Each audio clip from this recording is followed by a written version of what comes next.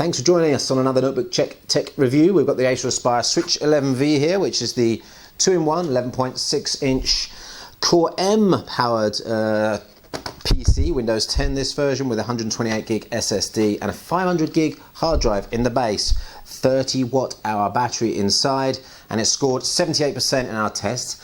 I'll tell you why right after this.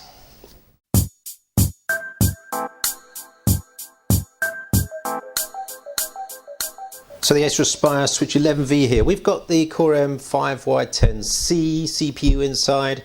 That's the Broadwell generation, mid-2015, with the HD 5300 graphics. We've got 4 gigs of RAM here. We've got the 128 gig SSD version with the SATA, as I mentioned, and we've got a 500 gig hard drive in the base. But let me get on straight onto some of the results from our review, because you've probably seen this in our hands-on at IFA. So we'll get right into some of the performance results from our review right now. So the main things you want to know about the Switch 11V are really screen, keyboard, mouse, and performance and battery life. Right, let's go through all of those. Screen, excellent contrast, very high brightness. We measured 472 nits in the middle. Deltas, that's variation from colors, and grayscales were in the range of 6, which is reasonable. 3 is fantastic, 0 is perfect. 10 is quite common in some cheaper devices. So 6 is a good figure, smaller the better. 46% coverage of Adobe RGB spectrum, and it's an IPS full HD display, so really good marks on the display. To go to the keyboard, we have a varied story here. There's a little bit of an echoey sound, a hally sound to the keys, a bit plasticky feeling. There's a little bit of give in there as well, so it's not a first class keyboard.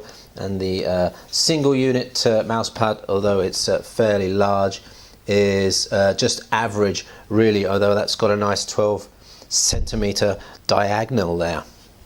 So let's give you some performance figures there. The 64-bit CPU multitest from Cinebench R15, 164 points. That's pretty average.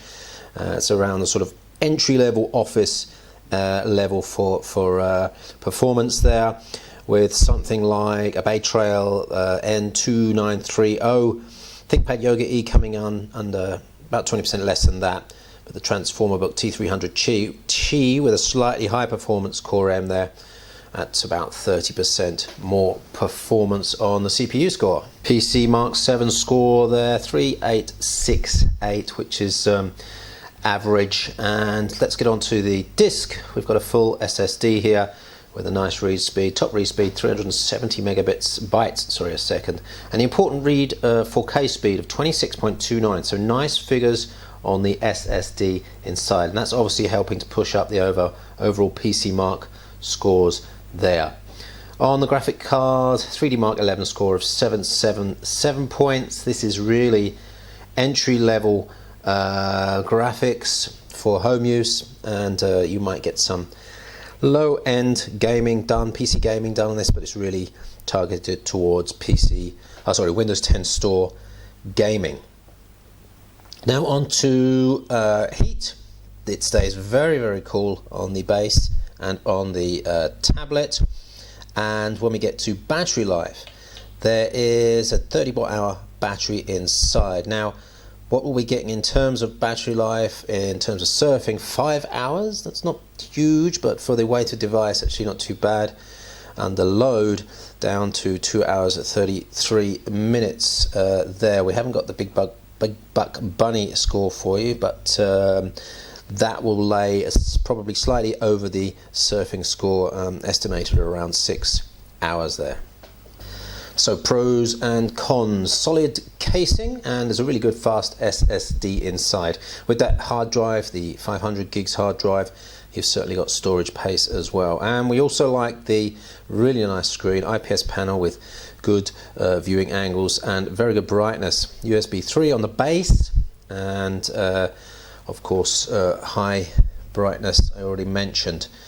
The keyboard, a little bit of a hard feedback. The battery life, okay, it's not fantastic in terms of battery life, and the brightness was also a little bit lower in battery mode than in power mode, so you want to check out the Check out the full review for details on that. There's only one other thing, and that is that the fact that the tablet can come away from the keyboard. It doesn't lock in, so it can be pulled off at any moment, and in fact it wouldn't take much to just knock that off. Remember, there's a hard drive in the bottom of this as well, so you want to be a little bit careful with that.